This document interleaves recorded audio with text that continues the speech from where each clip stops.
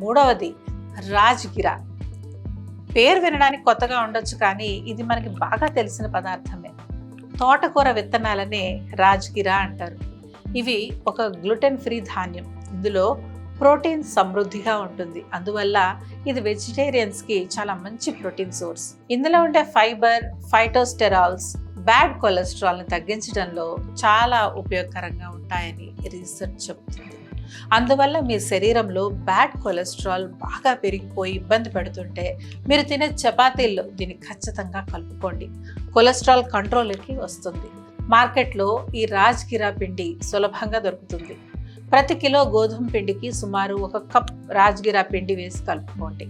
ఇలా చేస్తే చపాతీలకు ప్రత్యేకమైన రుచి వస్తుంది. చపాతీల న్యూట్రిషనల్ వాల్యూ పెరుగుతుంది. విటమిన్స్, రకరకాల మినరల్స్ కూడా లభిస్తాయి. మీ ఓవరాల్ హెల్త్ ఇంప్రూవ్ అవుతుంది. తోటకూరని మనలో చాలా మంది తరచుగా తింటుంటారు. ఈ తోటకూరలో ఉన్న ప్రత్యేకత ఏంటంటే తోటకూరలో ఉన్న అన్ని భాగాలు మనం తినచ్చు. తోటకూర ఆకులు, కాడలు, వేర్లు, విత్తనాలు అన్నీ తినదగినవే. ప్రతి ఒక్కటి అద్భుతమైన పోషకాలను కలిగి ఉంటుంది. ఆరోగ్యపరమైన ఎన్నో లాభాలను కూడా ఇస్తుంది.